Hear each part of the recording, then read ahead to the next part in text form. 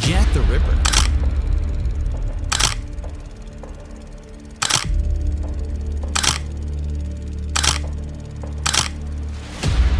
The mysterious and terrifying killer of Victorian London. She was the 7th victim of Jack the Ripper. Some people think she was the 5th. We don't know what she was because we don't know how many people he ultimately killed. But her remains in particular are of enormous interest because he spent more time with her body than anybody else that we know of, because she was an indoor homicide and he was in the room with her for... In the late 19th century, London was a bustling and rapidly growing city. However, for those living in the East End, life was a far cry from the prosperity and elegance of the West End. The East End was home to a large and impoverished population, many of whom lived in squalid conditions and struggled to make ends meet. This was the setting for one of the most notorious and mysterious killers in history, Jack the Ripper. The 5 canonical victims of Jack the Ripper were all women who lived in the East End of London. Mary Ann Nichols was the first victim, found murdered on August 31st, 1888. Annie Chapman was killed on September 8th, Elizabeth Stride and Catherine Eddowes on September 30th, and finally Mary Jane Kelly on November 9th. All of the women were prostitutes, and their murders were extremely brutal and violent, involving mutilation and dismemberment. The killing sparked widespread fear and panic in London, and the hunt for the killer became an obsession for both the police and the public. It was a letter sent to a newspaper and signed Jack the Ripper that gave the killer his name. The letter contained gruesome details about the murders and claimed that the killer would continue his spree until he was caught. The letter sparked both fear and fascination in the public, and the name Jack the Ripper soon became synonymous with the most terrifying and brutal of the killers. Over the years, countless theories and suspects have been proposed in an attempt to solve the mystery of Jack the Ripper's identity. Some believe that the killer was a butcher due to the precision of the mutilations. Others believe that he was a doctor, able to perform the surgical cuts with ease. Some have even suggested that the killer was a member of the royal family or a policeman.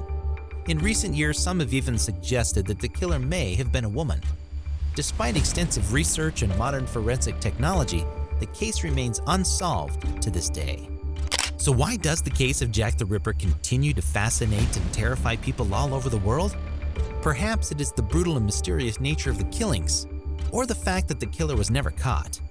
Or perhaps it is the historical and social context in which the murders took place, a time of great upheaval and inequality in London. Whatever the reason, the legacy of Jack the Ripper lives on, a terrifying reminder of the darkest aspects of human nature.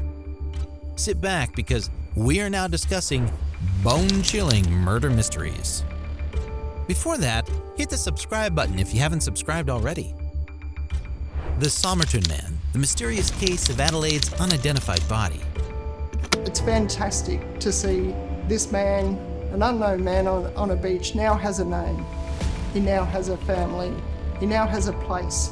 You know, we'd love to find out, what was he doing there? How did he die and why did he die? Was it natural? Was it suicide? Anything was possible. And in this case, I think that the most... In the 1940s, Adelaide was a small but rapidly growing city in Australia. Somerton Beach, located in the suburb of Somerton Park, was a popular destination for locals and tourists alike, known for its picturesque views of the ocean and soft sand. However, it was also the site of one of Australia's most perplexing and unsolved mysteries, the case of the Somerton Man. On December 1st, 1948, a well-dressed man was found dead on Somerton Beach. He had no identification, no signs of violence, and no cause of death could be determined. The only clue to his identity was a small piece of paper found in his pocket with the words "Tamam Shud" printed on it. These words were later traced to a rare book of Persian poetry called the Rubaiyat. The book itself was found in a car parked near the beach, and inside it was a strange code that has never been deciphered. One of the most intriguing aspects of the case was the possible connection to a woman named Jessica Thompson.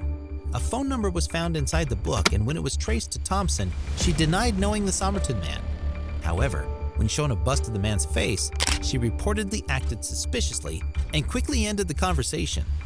Some have speculated that Thompson may have been involved in the man's death, or that she had a romantic relationship with him.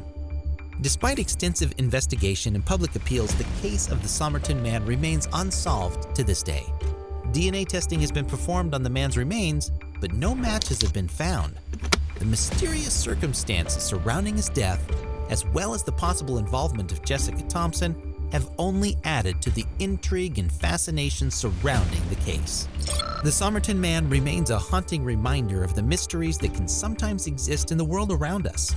His unknown identity and the cryptic clues surrounding his death have captivated the imaginations of people around the world for decades, and the search for answers continues to this day. Perhaps one day the secrets of the Somerton Man will finally be uncovered, but until then, the mystery remains shrouded in the mists of time. The unsolved murder of JonBenét Ramsey, a tragic and mysterious case. The next thing I remember, my dad came and told me JonBenét is in heaven now, and he started crying. Then I started crying. I didn't know if there was some bad guy downstairs, and my dad was chasing off with a gun. When I found her, it was a rush of relief.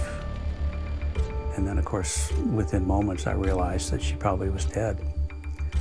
But she was back in my arms. On December 26, 1996, the murder of JonBenét Ramsey shocked the nation. JonBenét was a 6-year-old beauty queen from Boulder, Colorado, who was found dead in her home. The circumstances of her murder were bizarre and haunting, and the case has remained unsolved for over 2 decades. The crime scene was strange and confusing. A ransom note demanding $118,000 was found, even though JonBenét's body was already in the house. Signs of sexual assault were present, and a garrote had been used to strangle her. A broken window in the basement suggested an intruder, but there was no clear evidence of forced entry. Over the years, the main suspects and theories that have been investigated have been JonBenét's parents, John and Patsy Ramsey, her brother Burke Ramsey, an intruder, or a pedophile ring. The Ramseys were initially suspected due to their odd behavior and the inconsistencies in their stories. However, DNA evidence eventually cleared them of any involvement. Burke Ramsey, who was 9 years old at the time, was also investigated but was cleared by a grand jury in 1999.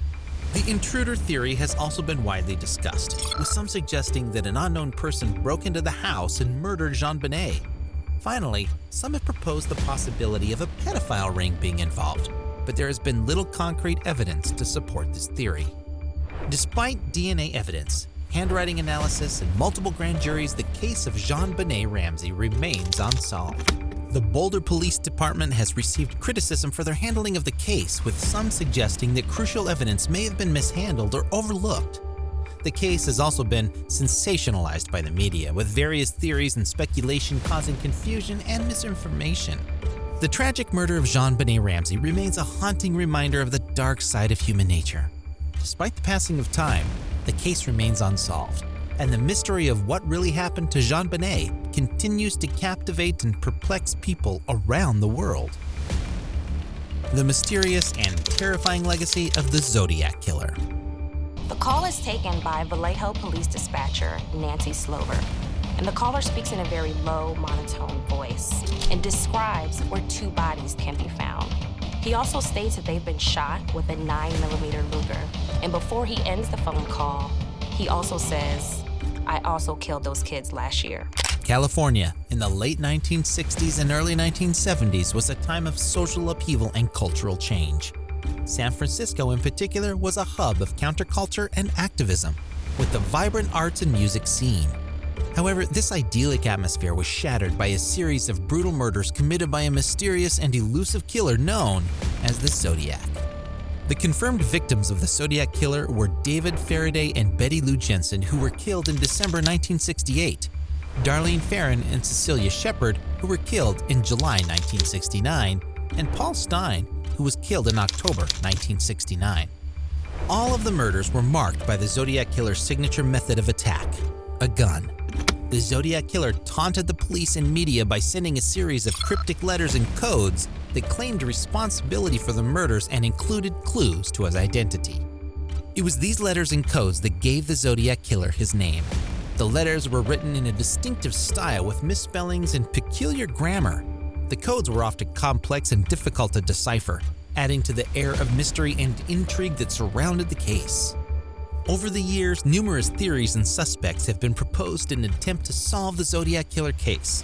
Some have suggested that the killer may have been Arthur Lee Allen, a convicted child molester who died in 1992.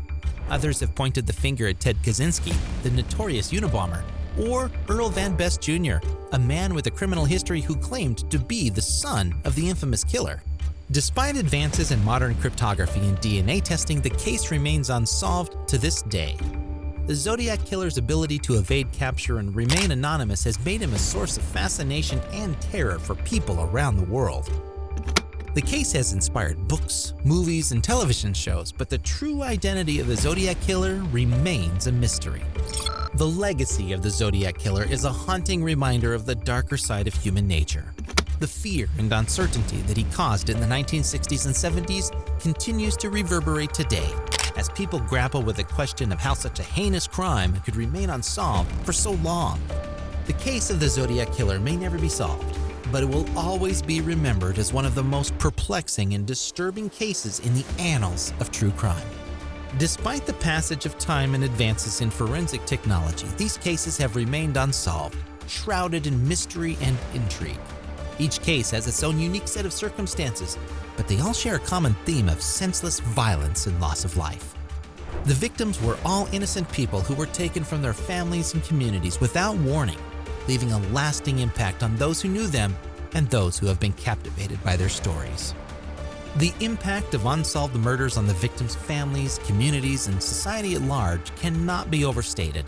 The sense of grief and loss is often compounded by the frustration and helplessness that comes from not knowing who is responsible for the crime. Unsolved murders can also erode trust in law enforcement and the justice system, leading to a sense of unease and fear in the community. When it comes to pursuing justice for unsolved murders, there are ethical and moral implications to consider.